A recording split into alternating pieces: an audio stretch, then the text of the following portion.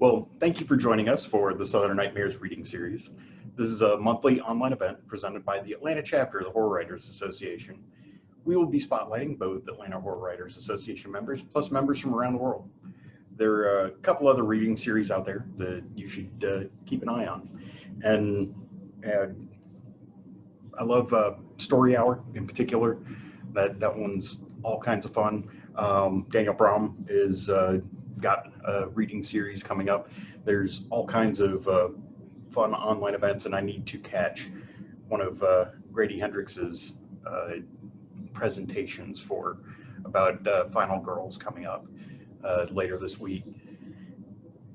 So yeah, we appreciate you spending time with us because there's all kinds of excellent horror out there. Hope you enjoy some of what we've got coming up. I'm Alex Hoflick. I'm your host for this event. I am one of the editors of Pseudopod, weekly horror fiction magazine podcast. We have been sticking horror in your ears for about 15 years now. I want to shout out to Kitty Sarkozy and Jessica Ann York for helping me out and making sure that we stay on track and keep things moving. So our first reader tonight is Benji Carr. This is his first novel, Impacted. Had a very successful book launch earlier this month.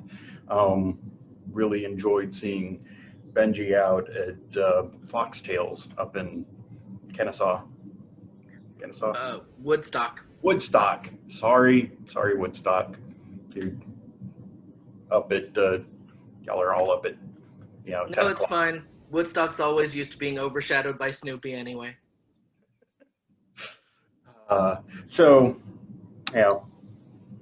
Benji has his bio's here on the sleeve, and likes to make me trip over all of his long words.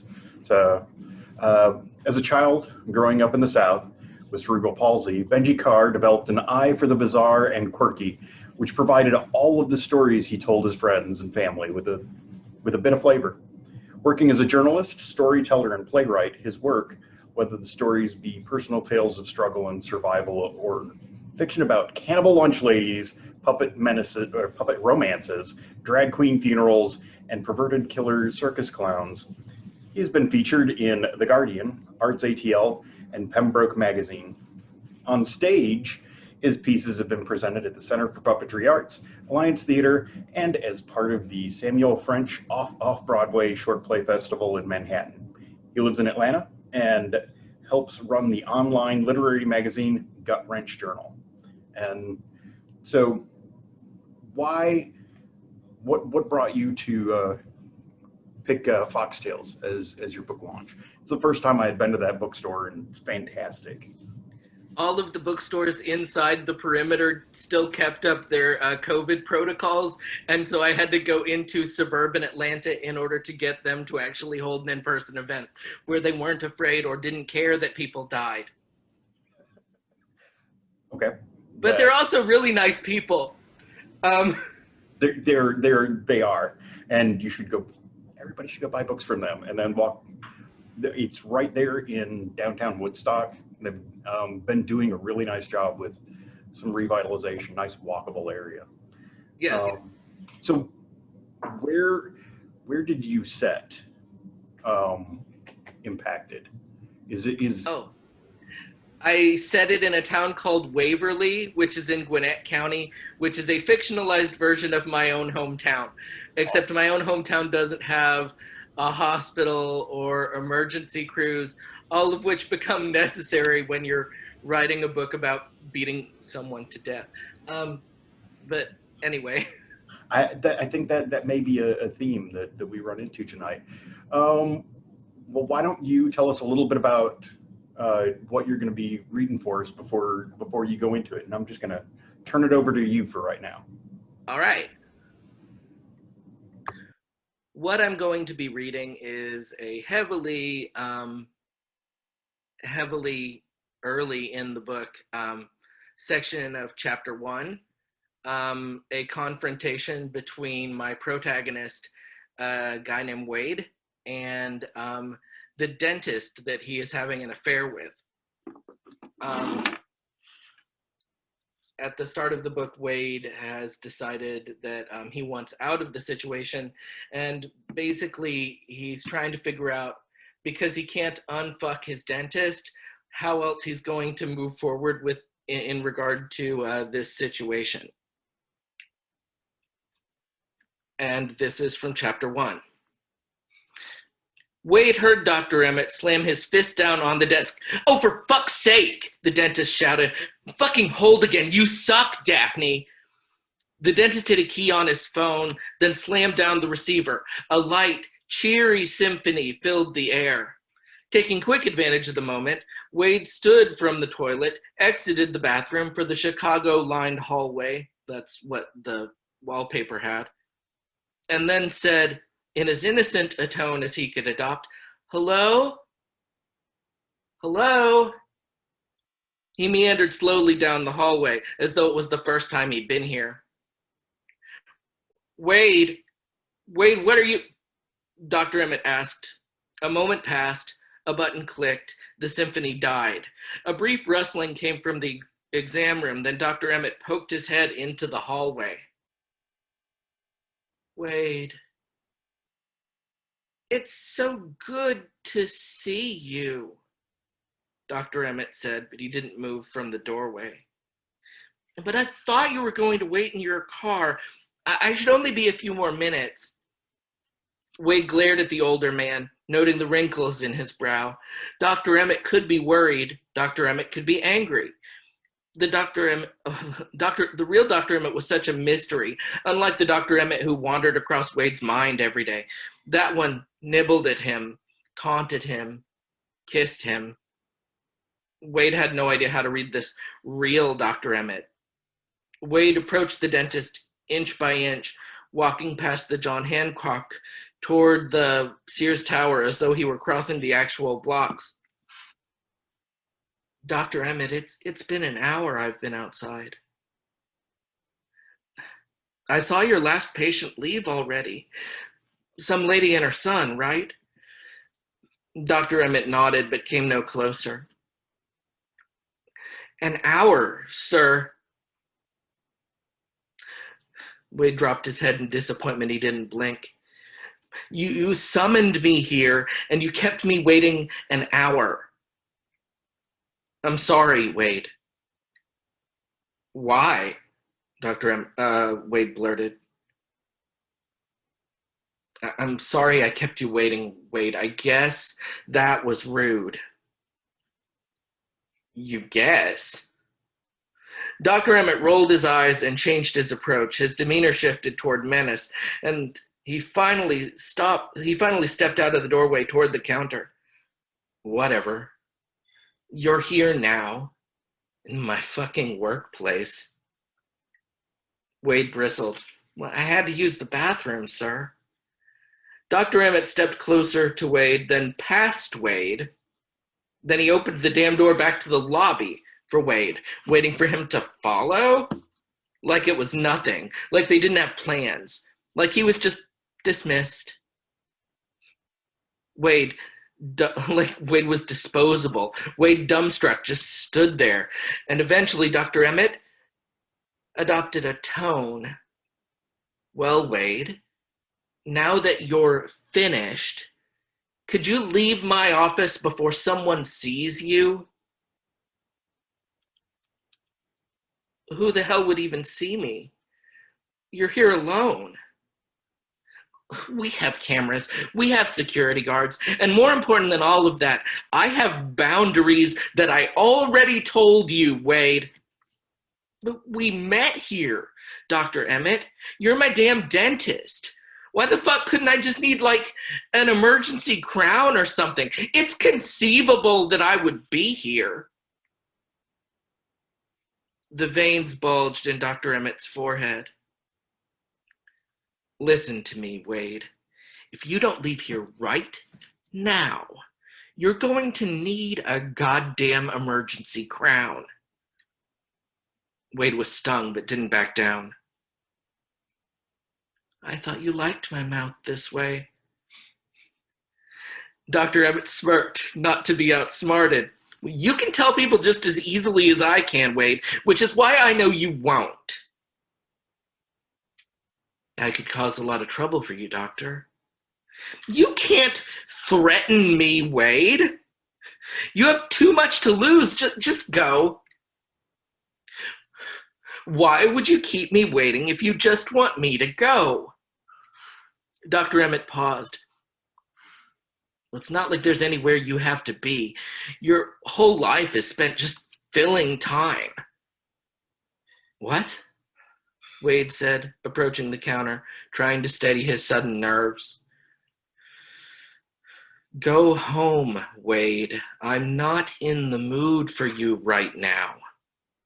Dr. Emmett hit the light switch outside his office, illuminating the hallway where they stood. Wade's eyes squinted, the blue of them sparkling in the track lighting. There. Now you can see your way out. Wade recoiled, turned toward the lobby, then couldn't motivate himself to just walk away from the good dentist. Doc, will I hear from you tonight? I mean, if you're in the mood to talk later. I don't think so, Wade. You crossed a line.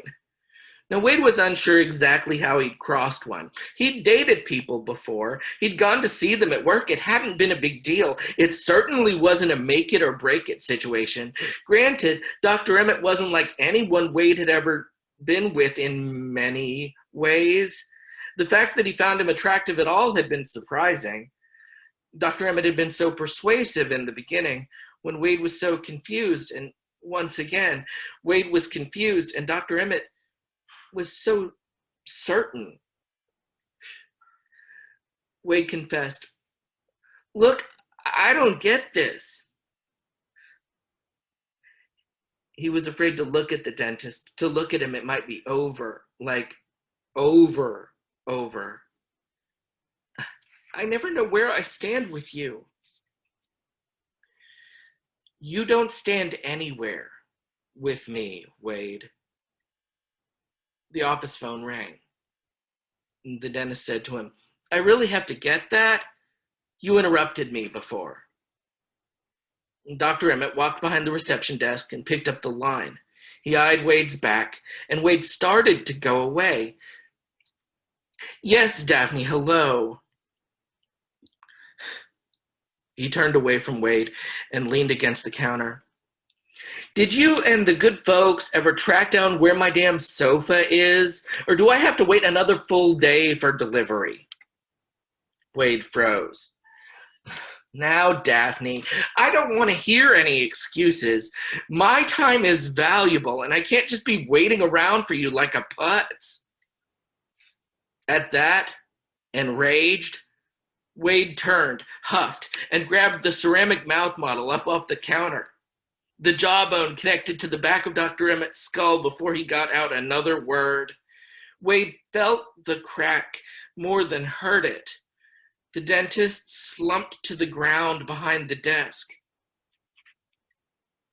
Wade looked down upon his lover, with the mandible firmly in his grasp, and with Daphne saying, Hello? Hello? Wade walked through the lobby and out the door. He reached his Prius, opened the door, tossed the teeth into the passenger seat, and then he took another swig of tea, which was cold now. And Wade drove away, the hybrid engine barely even purring as the car exited the parking lot. Thank you.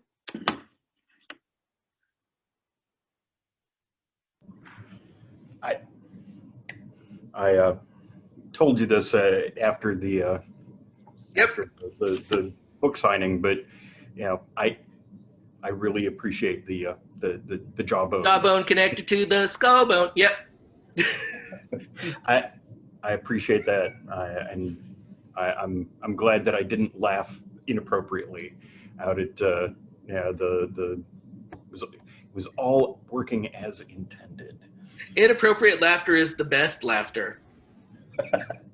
So how do you feel about dentists, and have you ever needed an emergency crown? I believe that I needed emergency dental surgery when I was like 6 years old. I kept having abscesses after abscesses after abscesses. For some reason, my baby teeth were like a disaster. They knew to vacate the body before the rest of my body decided to shut itself down. Like, honestly, it's like a condemned property that I can't leave. But so no, I'm fine with dentists now.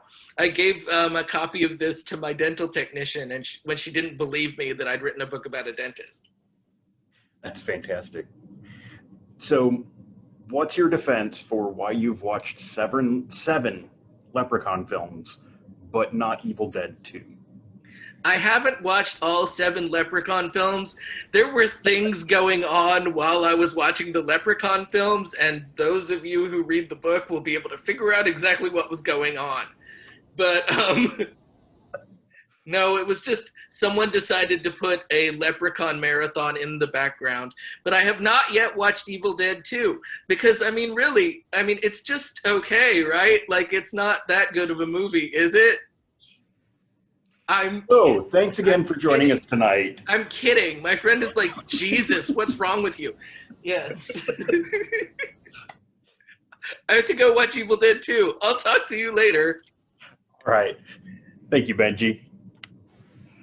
So our next reader tonight is Shaun Hamill. Shaun received his BA from the University of Texas at Arlington and his MFA from the Iowa Writers Workshop. His debut novel, A Cosmology of Monsters, was released in 2019, and he is currently at work on a new novel. So, Shaun, what are you currently working on? What can you tell us? What can you tease us about your current work in progress?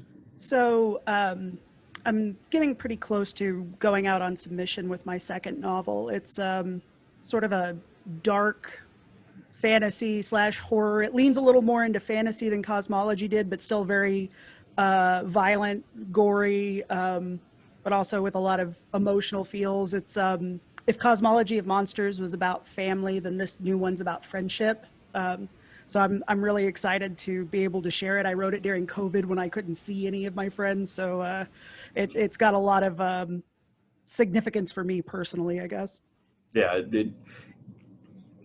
the last year really made us reflect on what we need to do to spend time with family and friends, and how to try and keep why those connections are important, what we need to do to nurture them. So yeah, absolutely. And I think that's my favorite thing to write about, and just to sort of put it against these epic Lovecraftian or space opera backdrops, to sort of I don't know, but these very small, intimate stories about parents and children, or kids who grew up together and things like that. So what is this house that is behind you?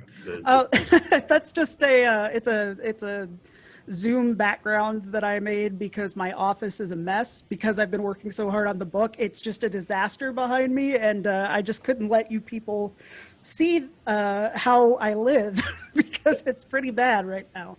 I sympathize with that entirely, and this is all a sham. The camera doesn't turn any other direction. Yeah, but I do love the it's got great mood, and the greenery at the edges is rather nice. Thank you. Yeah, I love it. Well, why don't you tell us a little bit, set us up a little bit for what you're about to read for us, and then take us into your reading. Sure. So normally I would read from Cosmology of Monsters, but because the book is about 2 years old now, and because a lot of my horror writer friends are in the Atlanta chapter of the HWA, I thought it would be fun to read from the new book. This is the first time I've read anything from it, so you guys are legally obligated to be nice to me about it. So this is from the early pages of the book. Just to set it up, it's a chapter about a character, a woman named Erin. She's 36 years old. She's living in Iowa City. Her life is not going the way she hoped, and she's had a really bad day at her job being a barista at a bar that's really popular with grad students and TAs. And that's about all you really need to know. So I'll just go ahead and launch into the piece. So, excuse me, let me get a little water.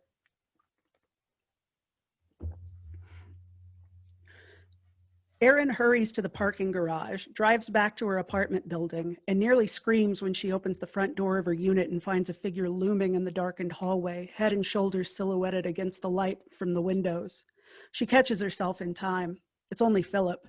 "You scared me," she says. "I'm sorry," Philip says. She flips on the entryway light, illuminating his prominent, dimpled chin, big nose, and blue eyes. "Why are you hanging out in the dark? Am I not supposed to?" "When the sun goes down, most people like lights. It would make me happier if you'd turn them on." He smiles, and Erin experiences a strange mix of sorrow, pity, and lust. She pushes past him into the apartment to hide her expression. It might confuse him. He follows her from room to room as she turns on lights. "How was work?" he says. "Boring. I don't want to talk about it." They enter the bedroom, and here Erin leaves the light off. She drops her purse to the floor, disrobes, and crawls onto the bed to sit up against the headboard. "Come," she says. He undresses, leaving his clothes on the floor by her own. She's got pent-up frustration to fuck out and doesn't need much time. When she finishes and cries out against his shoulder, he remains atop her, erect and still, until she pushes him off. He lies down and lifts an arm so she can snuggle against his chest. His breath slows and evens out, and he's almost dozed off when she lifts her head. "Did you enjoy it?" she says. He opens his eyes. "Yes."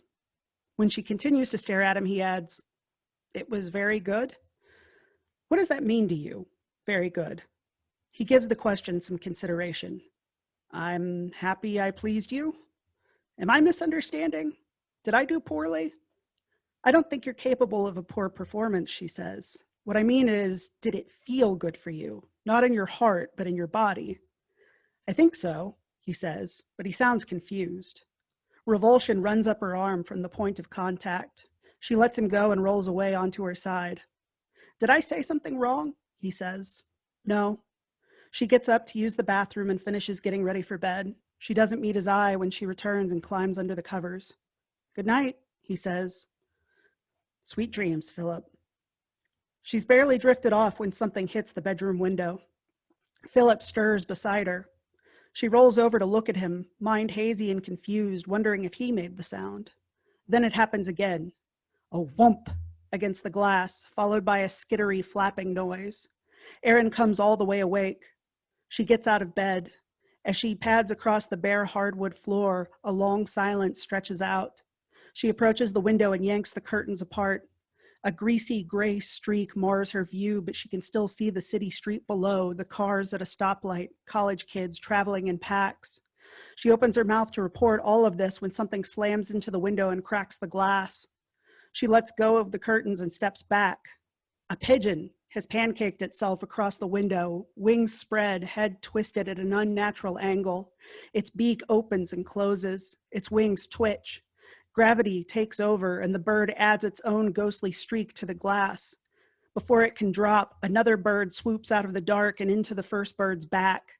The crack in the window spiderwebs out from the point of impact with a sound like breaking ice. Before she can decide what to do, another bird hits the glass, and another, and another. The sky, formerly purple-black, becomes a live, flapping mass of gray and white that crashes into and through the window with a feathery explosion, a flood of wings and beaks and talons, a legion of angry squawks and cries. She throws herself to the floor. She can't see Philip through the flurry, can't hear her own screams above the din.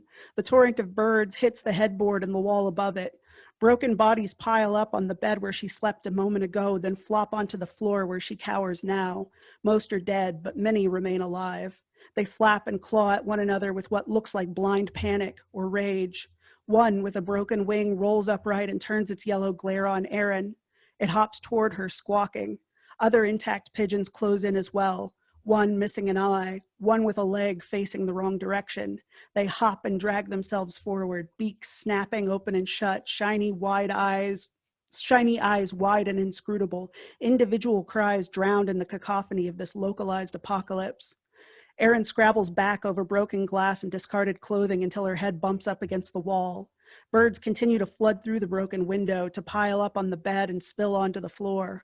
The ones who can fly take flight. The ones who can't find other ways to move, dragging themselves on broken wings or by beak. She stands. Philip cowers in the opposite corner of the room, arm across his face to protect his eyes as the horde descends, scratching and clawing and biting and pecking at his flesh. The sight startles the needle of her mind back into its accustomed groove. She raises her hands like a sorceress in a storybook and draws in the air. The words she shouts would sound like gibberish to most people, but the birds understand it fine. A great clap tears through the racket, followed by a shuffling sound as every bird in the room drops dead. Philip uncovers his face and looks at the tableau on the floor in front of him, then at the jagged hole where the window used to be. A humid breeze tickles the curtains. Erin realizes her arms are still over her head. She lowers them to examine herself. Her pajamas hang off her, shredded, and cuts and scratches crosshatch her arms.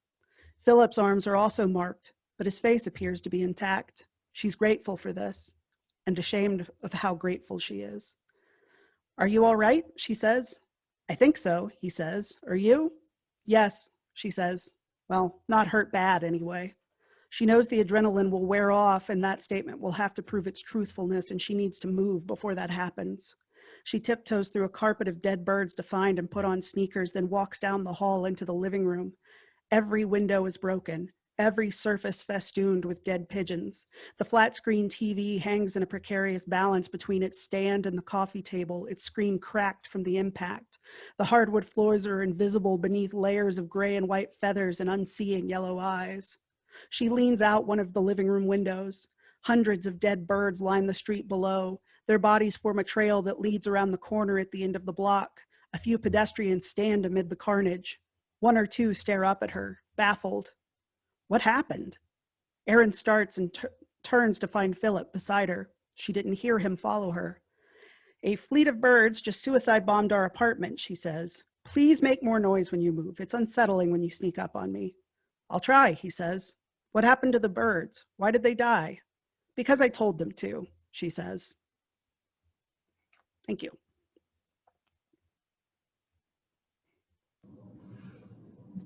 That's fantastic. Oh, thank you. What? Yeah, ever since we've been exposed to the birds. Swarms of these have kind of infected our imagination, and both visual and literary. So what gives you what about birds gives you anxiety? I think for me, there's something very, this is going to sound ridiculous, inhuman about them. There's something about them that just does not seem like it's different from a dog or a cat where, you're relating to another mammal. And I'm not saying all birds are assholes or anything, but just that. You wouldn't be wrong. I haven't met every bird, so I didn't want to make a blanket statement, but I think that there's something that I have always sort of distrusted. And I think also I was chased by a rooster when I was a toddler, and I never got over that. So that's probably something where it started. But yeah, just the idea of just these huge hordes sort of closing in on us. Yeah. Cat people and dog people may not get along, but they all agree on the same thing, that bird people are weird. And even the bird people that will agree with that. Yeah. And well, most birds are jerks. So I love the cover art for A Cosmology of Monsters. Thank you. And it kind of can't really see it on the green screen, but yeah. Oh, green screen, curse you. It almost feels like a high five between a human and a fuzzy monster. What were y'all aiming for with the cover? What things would you like to evoke with that? Well, so with my publisher, I don't know how it works with others because this was my first book, but what really happened was they showed me a cover and they're like, this is it. Like, this is what your book cover is going to be. So it wasn't like I had much of a choice, but luckily I really loved it. I was really surprised. It wasn't what I was expecting at all. I think that what I like about it is it sort of, well, first of all, it really jumps out from a shelf. Like, it really doesn't look like anything else on the shelf, even whenever it's spined with those orange tendrils kind of going around the frame. And Very striking. yeah. So I really loved that. Also, unintentionally, the color scheme is blue and orange, which were my high school colors, and this is a book sort of based on my growing up, so it's kind of a unintentional kismet serendipity kind of thing. But I think that the main thing, is those, like you said, that high five, or the way I saw it was, it's almost like the poster for E.T., right? It's the kid, Yeah. the alien sort of touching fingers, and sort of communicating both tenderness and also real danger, I think, Yeah. which is sort of the vibe that I think that relationship has, especially early in the book when Noah first meets the creature. So I couldn't be happier with it. A lot of times a book will change its cover once it goes to paperback. And we liked this one so much, we were like, no, don't mess with it. Just Yeah. redress it for trade and leave it.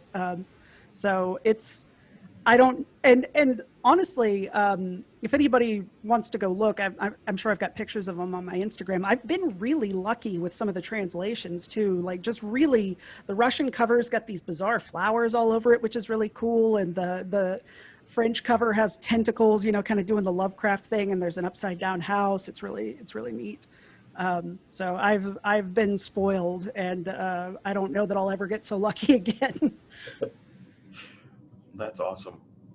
Well, I'm going to have to go, and I love looking at cover art, so I'm going to have to go check out those translation covers.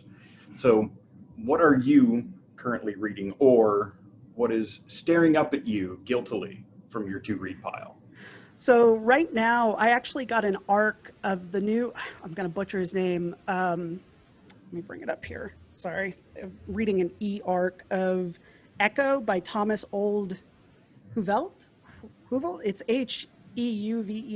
his new book. It's a 600-page behemoth that's coming out from Tor Nightfire, I think in February. And it is awesome. Basically, it's about this this couple. This guy's boyfriend goes up into the not the Alps. He goes up mountain climbing. He's a mountaineer, and gets injured, and his buddy dies up there. And they come back, and then things start to get weird. And I don't want to say anything more about it because I don't want to spoil it. So far before the book comes out, but it's the first thing I've read in a while that's genuinely frightened me more than once, and I'm less than halfway through. So go ahead and put that on your pre-order list, kids. You're going to want this one. Yeah, I'm pretty excited for what Tor Nightfire puts out, because Tor's been doing a really good job. Tor Nightfire, the Nothing But Blackened Teeth from Cassandra Caw looks freaking amazing. So yeah, everything they're doing, I'm really excited about. They have a very strong launch going on right now. Yeah. All right. Well, thank you again so much for joining us tonight, and thank you for sharing a piece of the next novel. Thank you. Thanks for having me. So our next reader tonight is a freelance writer, a novelist, award-winning screenwriter, editor, poker player, poet, biker, roustabout. Travis Heermann is a graduate of the Odyssey Writing Workshop and the author of Tokyo Blood Magic, The Hammer Falls, the Ronin Trilogy, and co-author of Deathwind, plus short fiction pieces and anthologies and magazines such as Straight Outta Deadwood, Apex Magazine, Alembical, and Fiction River Anthology series, Historical Lovecraft, and Cemetery Dances, Shivers 7. As a freelance writer, he has produced a metric ton of role-playing games, both in print and online, including Firefly, Battletech, Legend of Five Rings, D20, and the MMORPG EVE Online. So you've got a Bachelor's of Science in Engineering, and then a Master's of Art in English, and you teach science fiction literature at the University of Nebraska, Omaha. Which branch of engineering convinced you that you needed to get out of it and instead do writing and literature? I used to be an electronic design engineer. So a lot of circuit design, machine code programming, that sort of thing. That's what I used to do. Turns out that the corporate world was not for me. So I am much happier in the creative realm, even though I'm somewhat, even though it's somewhat less lucrative. But you got to be satisfied with what you do. You gotta love doing what you're doing. Mm-hmm. Yeah. So what are you teaching? What science fiction works are you teaching right now? In my sci-fi class, I use an anthology called the Wesley Anthology of Science Fiction. It's a big fat anthology full of short stories, starting with Nathaniel Hawthorne back in the mid 1800s, going all the way up to Ted Chiang today. And it's just a ton of fun. I teach it about every other semester, and I just love it. It's because I always get a lot of really enthusiastic students, students who love sci-fi, and it's really fun to introduce them to some of the best stuff that's out there. I'm familiar with several of Nathaniel Hawthorne's short stories, like Young Goodman Brown. Mm-hmm. What story? Which story makes it into Rappaccini's Daughter? Okay. It's a story about a mad scientist who does experiments on his daughter until she becomes like toxic to be around. And he uses plants for this. So basically, she is the prototype for the the DC supervillain, Poison Ivy. Okay. Same kind of thing. That's fantastic. I was unaware of that. I need to go. There's another Nathaniel Hawthorne that's worth going and hunting down. So I appreciate that. If you were going to teach a section on horror, what would you what would your dream syllabus include? Oh boy, it'd have to include lots of things. I mean, because horror goes back somewhat farther than science fiction. Because, well, it's arguable about where science fiction began, but I think a lot of people nowadays would say that modern science fiction began with Mary Shelley. Argument. That would be a great one to include in a horror class as well. Absolutely. Right? So if, let's say, we start there and move forward, of course, you've got Lovecraft, you've got Robert Chambers, you've got Clark Ashton Smith. I'm just going to lose. There are so many really great. You got the Yellow Wallpaper. That was a great one. And on up to like Stephen King, and there's so many great horror writers who are out there working right now. Peter Straub, and I don't know. There are just so many. Where do you even start, right? Yeah, it's tough to narrow everything down. Mm-hmm. Well, why don't you tell us a little bit about what you're going to read for us and set us up before you take us into that. Okay. I'm going to read a flash piece from this anthology, Unmasked, which is the executive editor was Kevin J. Anderson, who I'm sure you've heard of.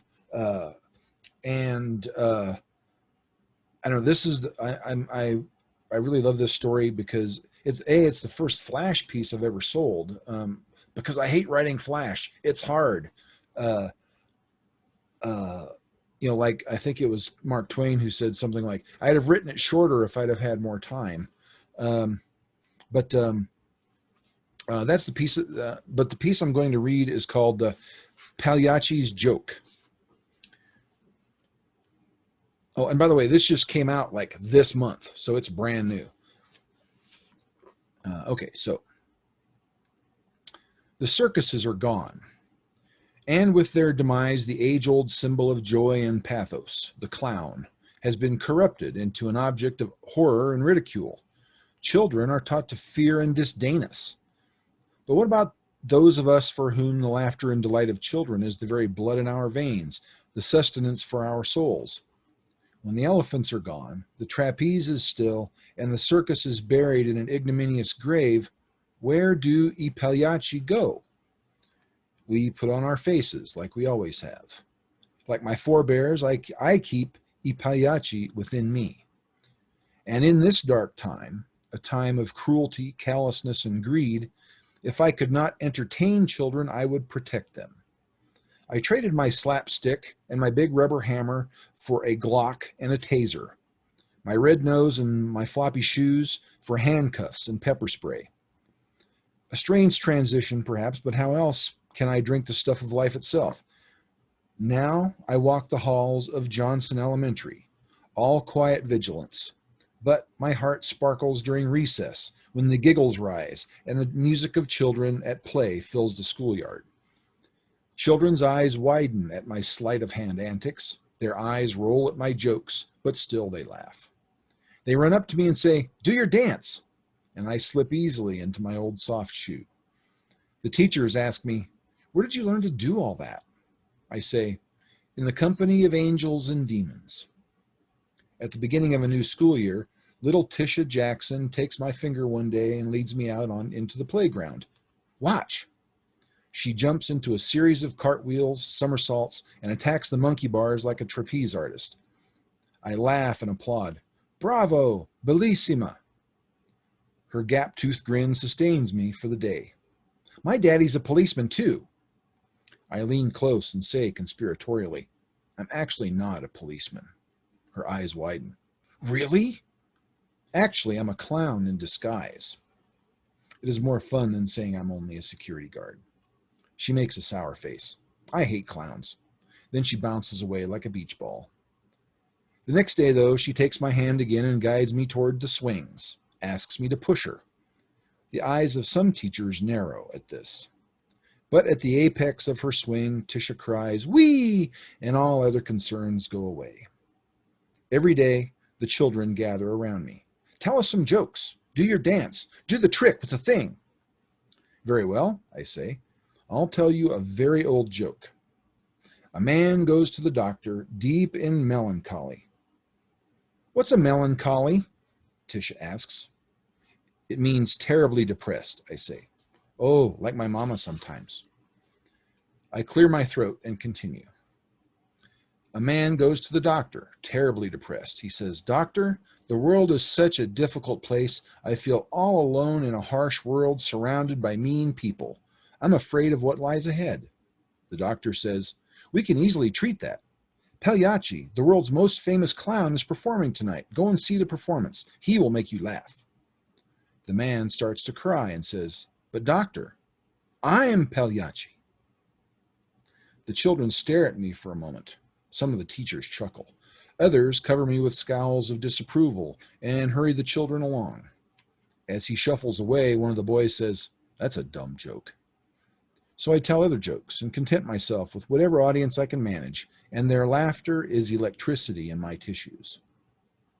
It's a Tuesday, and I'm walking the halls between classes, and I hear glass break. I chase the echoes through the hallways. My feet hurry into a half run as I check the entryways. Another pair of footfalls echoes in the corridors. Heavy boots. Limned in stark daylight, spilling through the open door, his silhouette casts a long black shadow. The AR-15's shadow curves across the floor to become a scythe. He's reaching for the first classroom doorknob. I used to have a toy pistol that said, "Bang." But the gun I carry now does not play, does not joke, does not de-escalate. It deals in only finality. It comes into my hand. Numbness spreads through me. Everything narrows into a tight circle around the white dots of the Glock's sights. There is no cover in the hallway, only 50 feet of space between me and him. His hand pauses at the doorknob, then swivels the barrel toward me. I throw myself prone, sliding toward him barrel first, already taking aim. He squeezes off 4 thunderous rounds over my head before I pull the trigger. His Kevlar vest takes the brunt, but my bullets still stagger him, then punch him against the wall. He sags forward, and my aim tracks his unprotected legs, his pelvis. I stop shooting when the action locks open, ammunition spent. He's groaning, writhing, bleeding, staring, gasping.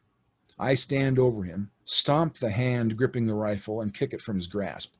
Screams fill the hallway. The shooter is a cliché. A young white man with the hollow eyes of a world without joy. His world does not know the circus. I handcuff him. He will bleed out before the ambulance arrives. Screams fight through the ringing in my ears, turning from terror to grief. The shooter's blood soaks my hands, my knees. My legs are jelly. It's like I'm wearing my floppy shoes again. At the end of the hallway behind me, teachers are screaming for help. The opposite of laughter. Their screams suck the energy from my soul until I stagger. Surrounded by rainbows, alphabet flashcards, and wailing children, Tisha Jackson's blood-specked face stills into a cold gray mask. The AR-15's 5.56 millimeter armor-piercing round passed through 2 walls, then through Tisha Jackson as she was reading Curious George. Late that night, when the police finally let me go, when the teachers and staff are done hugging me and sobbing thanks for saving their lives, I return to my one-room basement apartment on a dead-end street. I strip off my uniform. Sweat soaks the scarlet and lemon-striped shirt I always wear underneath my disguise. My chartreuse and aquamarine polka dot pantaloons sag around my legs, stained with blood. I collapse onto the stool, bathed in the lights of my dressing mirror. Tears have left white streaks in my makeup. I put on Leoncavallo's Paliachi on the Victrola.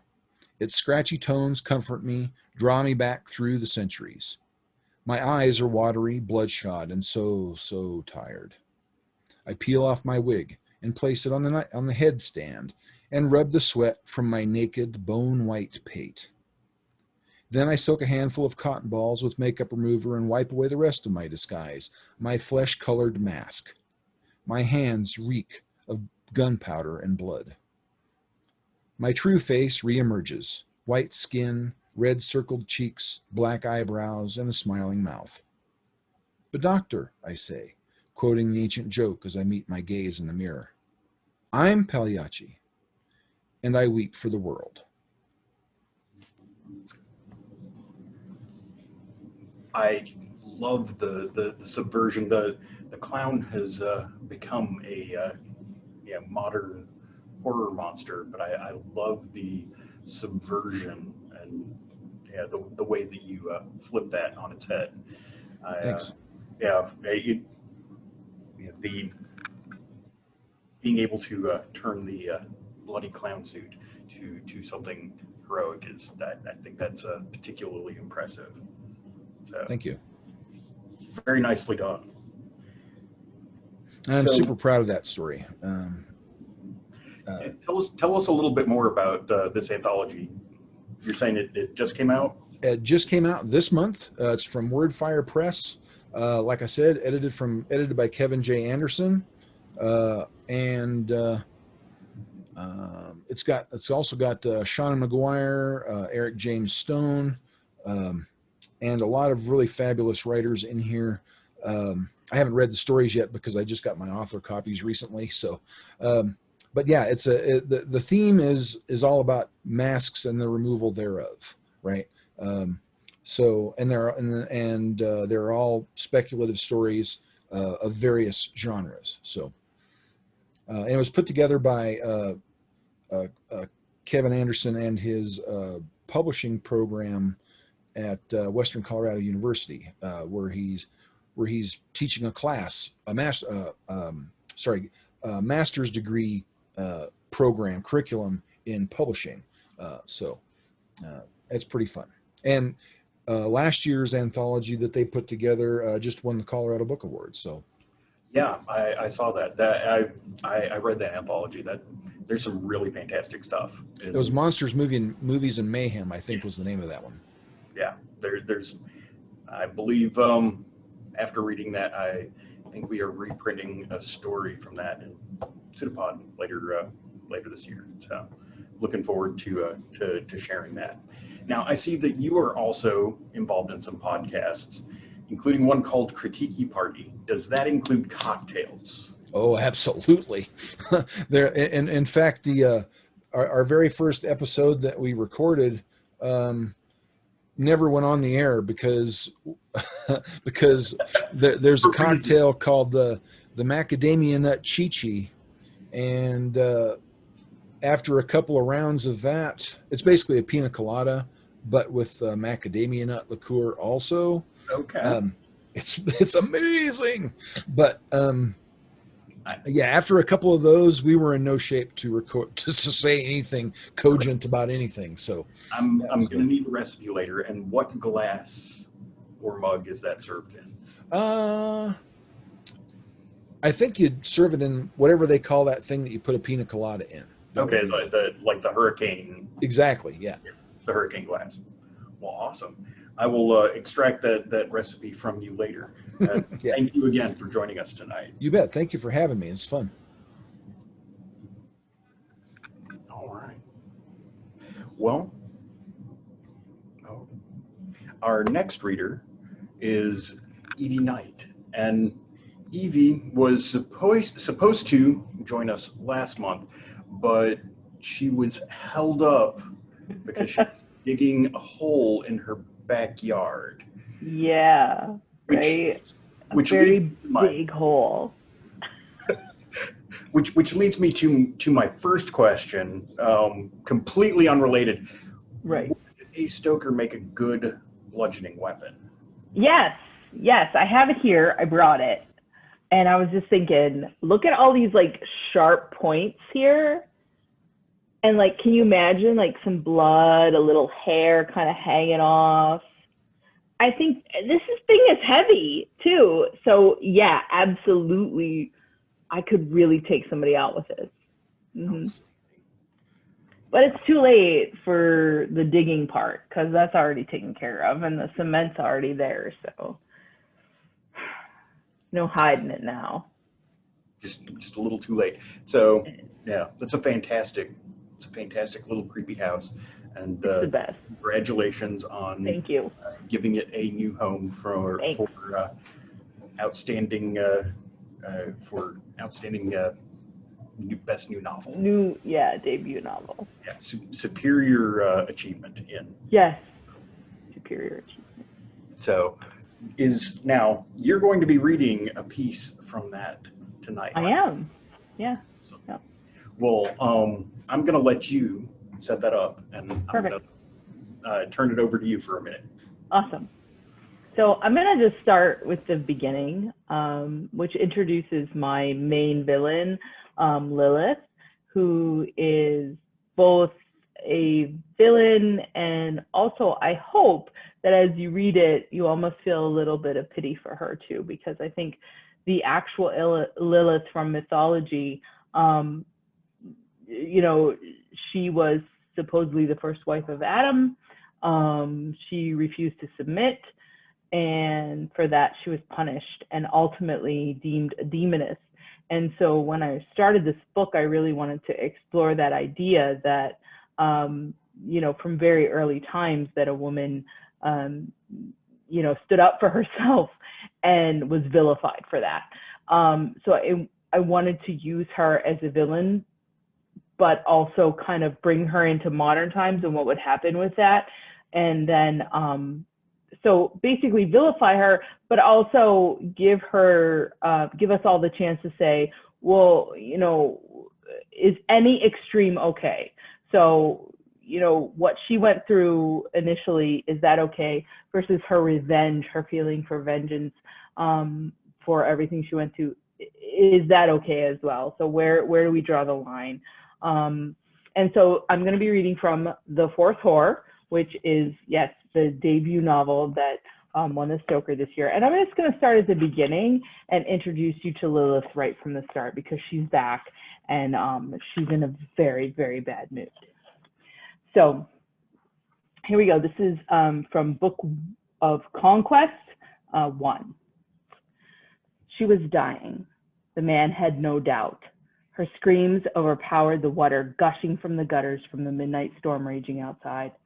Thunder rocked the house, and he imagined it was his wife's tremors shaking the foundation. When she moaned and whimpered, he relaxed, hopeful the noise had ceased for a while. Then another contraction struck, and her volume rose like a wave smashing against his eardrums. Labor was not like the video suggested. There was no calm breathing and soft groans while he caressed her hair. The tub they'd bought sat filled with water gone cold. His wife never used it. Her howls of pain left him feeling helpless and stupid, but at least in this state, she probably hadn't realized he'd left her side to go downstairs. His emotions swung from pity to anger. Why hadn't she just seen a doctor like every other pregnant woman they knew? What was so great about a home birth anyway? He certainly couldn't help her if anything went wrong. He picked up the phone, determined to call an ambulance, because she was no longer in any shape to decide what was best for her or their baby. It was his baby too, wasn't it? He should have a say. A loud knocking startled him. He dropped the cell. His heart skipped a beat. Suddenly, there came a tapping, as if someone gently rapping at my chamber door. Good Lord, I've gone stark raving mad. He giggled nervously and sighed. Help. No matter who it was, they were here and they had to help him. Someone needed to talk some sense into his wife. This had gone too far. She wasn't Ricky Lake, and this wasn't some celebrity reality show. So what if some B-list has-been had a home birth? She probably had a team of private physicians on the side, just in case. His wife couldn't see that, but now there was someone else, an unbiased voice of reason. The man opened the door enough for the wind to shove it through his sweaty palms and whip it against the wall. The knob left an exclamatory "oh" in the drywall. A hooded figure stood motionless on the porch.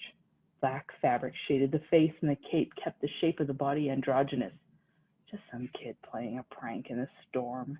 His heart sank back into a mired beat. I am the midwife. May I come in? A decidedly female voice asked. Did his wife have a midwife? He'd never seen one, but what did he know? Had he paid any attention to what she'd been doing these last 9 months? Truth be told, he hadn't done any research on the risky decisions she was making. No, if this was indeed her midwife, he wouldn't look a gift horse in the mouth. He stood aside, offering entrance. She's upstairs. Follow me, he said. The woman accompanied him silently to the laboring mother-to-be. The man knocked at the door gently. It swung open, revealing his wife, naked and sweaty, bent over the bed. What once would have been a sexually suggestive pose now disgusted him, although he was embarrassed to admit it, even to himself. The midwife breathed into the room that smelled vaguely like sweet bleach mixed with copper. The man hesitated at the threshold. He had nothing to offer, and found that he had no guilt for it either. Meanwhile, his guest guided her patient into bed. The crinkling of the plastic liner beneath the sheets protested the weight. His wife, recognizing that help had arrived, assumed a frog-legged position, giving the cloaked stranger access to her nethers. This will help. From beneath her cape, the midwife pulled a golden metal device and held it out for his wife to see. The scene reminded the man of the evil queen offering Snow White a poisoned apple. He feared the function of the fruit-shaped thing, but morbid curiosity kept his attention. It was the apple, after all, that got us into this mess, was it not? The midwife asked. His wife whimpered, and the man thought he heard her whisper something like, please help. The still hooded figure worked the rounded contraption into her patient's vagina. Blood seeped out, stained the sheet. He grimaced. How would that help anything? When she was done, only the tip of the apple stem protruded from the swollen purple hole. His wife moaned. Her eyes rolled back in her head, and her chest rose off the bed as if possessed. The midwife began to manipulate the stem, turning it like a wind-up toy. Perhaps it was some sort of vacuum she was attaching to the baby's head. The man leaned forward, anxiously awaiting the appearance of his son or daughter. He wondered how exactly could she see to work properly with that cloak on. His wife screamed, and the midwife looked directly at the man. Her green eyes glowed from the darkness of the cape. They were mesmerizing. His instinct to run to his wife faded, and the door slammed in his face. The spell broke as his wife's cries escalated in volume and intensity. Hey! He pounded at the door. Hey! Shrieks turned to gurgling sounds. Wet splashes punctuated cries of pain. The man hurtled against the door again and again. His wife's protests weakened.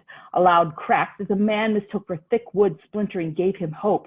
He rammed his shoulder against it hard as he expected it to give. Instead, he bounced off and onto the floor. Guttural mewing came from the other side. It frightened him. He knew the mother of his child made that sound, yet it was like nothing a human could have vocalized.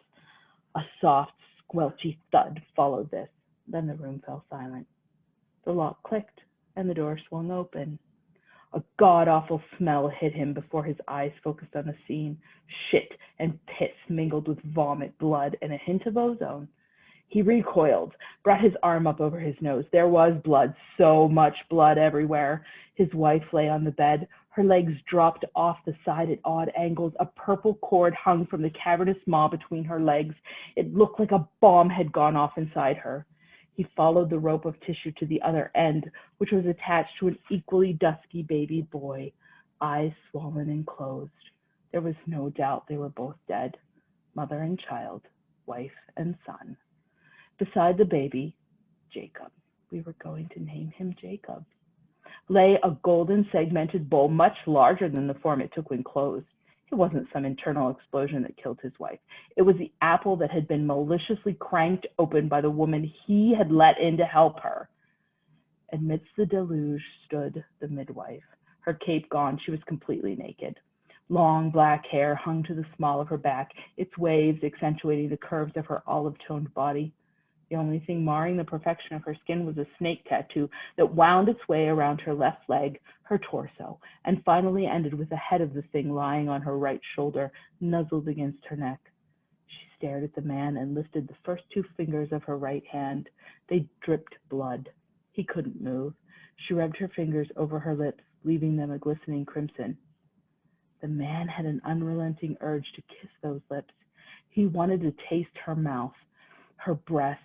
His eyes dropped to the small but perfectly shaped tuft of pubic hair. He wanted to part it with his tongue and lose himself within her musky chasm. He stepped into the room. The floor was sticky, so he kicked off his shoes. Socks went next. They dropped on top of his son's outstretched hand. He didn't notice. His dick was rock hard, and he could think of nothing else than this goddess standing in front of him, waiting for him to take her. She held out her arms, and he stepped into them.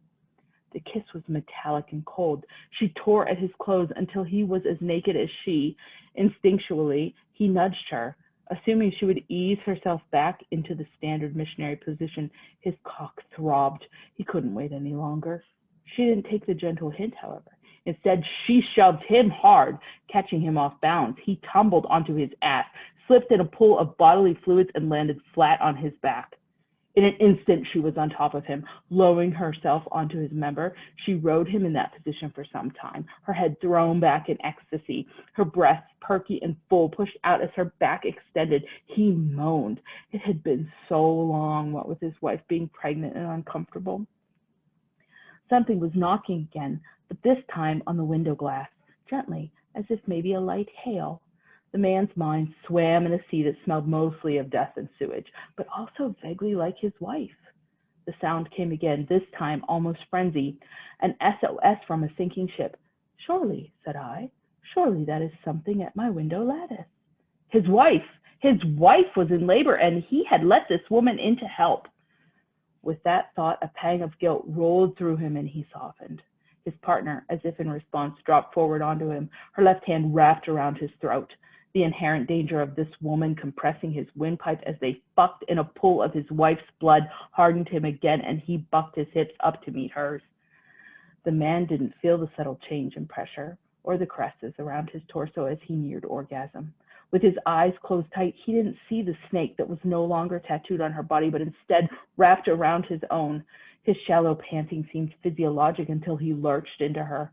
Her muscles squeezed in response until he no longer knew if he was spurting into her or she was somehow pulling it out of him. He had little time to ponder the question as the snake began to compress him. Its own undulations allowed for movement in only one direction. It coiled tighter, and he could no longer breathe. The man felt as if she drew his entire essence into her womb while his body withered away within the deadly embrace of the serpent. The end. Thank you. Well, you weren't kidding about the amount of gore. Gore. Yeah. So is the next thing that you are going to create for us and share with us, is it going to be, to that sort of level? Right? Is that how I? Yeah. Right. No, Children of Demeter comes out from the same publisher that published the fourth horror, Raw Dog Screaming Press. It comes out August 5th. And no, it is much less, just much more straightforward, just horror, not the gore and the sex. I mean, I do death and sex. That's my thing. So there is some of that in Children of Demeter, but that level of gore is not there. No, this kind of coming out of the gate, I came out like really strong, and I really wanted to make a point with this story. And it just kind of happened the time that I was in. It just needed to get out. And once it was out, I felt like, okay, now I can really explore a lot of other things. And so I'm really proud of Children of Demeter. I think it takes a whole different route, but also kind of stays true to my style. So yeah, you won't see that much gore and horror as in the fourth horror. Awesome. So give us a little bit more.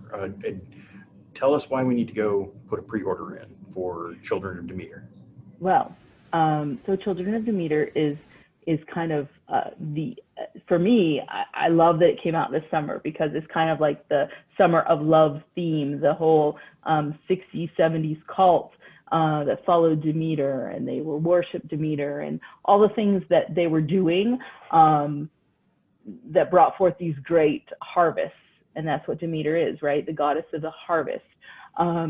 And then they disappear. They disappear, and we don't know what ever happened to them, and the town doesn't know what happened to them. And along comes this sociologist who's just been through a lot of crap in her own life, and she just needs to get away. But also she's got this interest in cults anyways, and so she kind of just stumbles upon this great opportunity. And as she's there and learning more and more, the house sort of comes back alive with her energy. So they're using each other in this weird haunted symbiosis, and I really excited about that whole idea. And also, if you pre-order, I mixed up a tea, a loose leaf tea special for it, that because in my prior life before writing, I owned a little tea shop, and so I messed around a little with custom tea blends then. And so I thought, wow, wouldn't it be fun, a Demeter harvest, to take some fruit flavors and some tea and sort of mix it all together. So if you pre-order Children of Demeter, you do get a sample of my Summer of Love tea. Awesome. I may very well just have to go do that. We've been, one of the things that we've been doing over the last year is, bringing a little bit more loose leaf tea into our lives. So we went ahead and got the good kettle that can do great teas, and you learn the different boiling points of each tea and all of that. Lots to learn, but it's fun. It's kind of like its own art. So you are also the co-host of Brain Squalls. What can you tell us about the podcast? What do we need to do to go over and subscribe?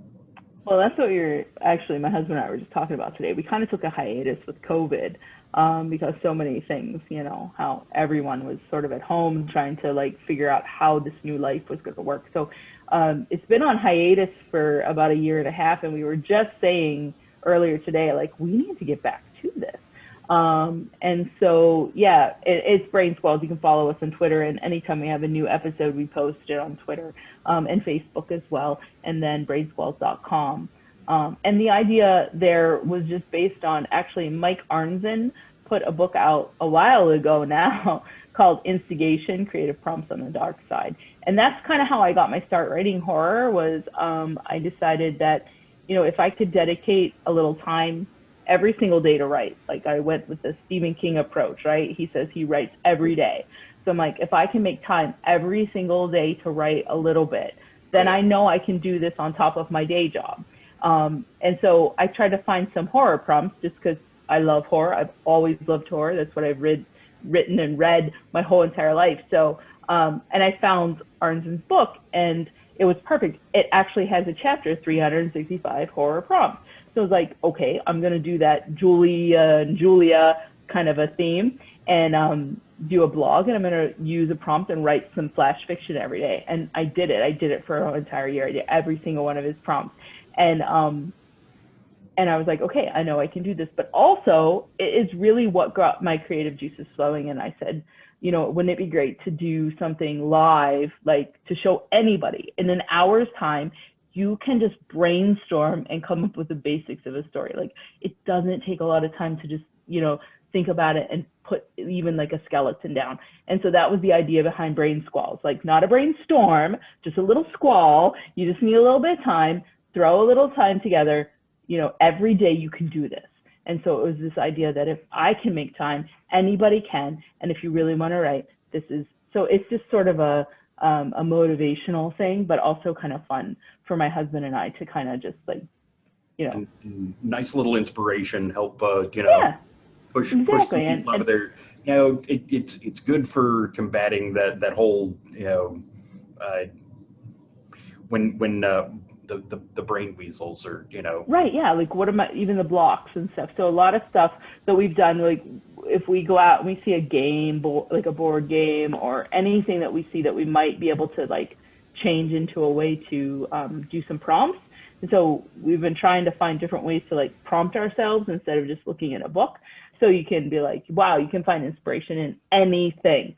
And so that was the idea too, trying to find ways to inspire each other to create something, and then work together to create a little story. So, well, yeah, that's what you're in Savannah. So what is a creepy place in Savannah that has inspired you in a prompt sort of way? Oh my God, I love Bonaventure Cemetery, which I know sounds cheesy, right? Because that's what everybody says. But it is amazing. It's so beautiful. There's so many, like the vegetation there is so pretty, and it's right on the river. So there's like a million different things. And then every time I'm there, I find a different like statue or a different monument that I didn't see last time. I think, how in the world have I not seen this yet? And then I start looking up those people, like this, if they've got like this really big statue, they usually have a story behind them. And I found quite a few different stories. And so that in and of itself is really fun to just sort of like even just look at those statues and sort of make a story up for them, and then look it up too, and just kind of mix the two together. So I find Bonaventure to be great. And then also another fun, super easy thing to do is go to like one of the squares. Forsyth Park is obviously the most famous, but there's a bunch of different like little square parks in town, and even going there and people watching, like the people in Savannah are amazing and fun, and just watching people. And this is really how Brain Squalls, you know, that was one of the things that started, that's how my husband and I both ended up doing it, was that we used to do that. Like, oh, like this is probably bad, but like, you know, watching people and then just like, what do you think they're talking about, you know, and then making up a story about what these people are talking about, or what their story is behind, what are they doing there, you know, like folding up roses out of little palm fronds and stuff.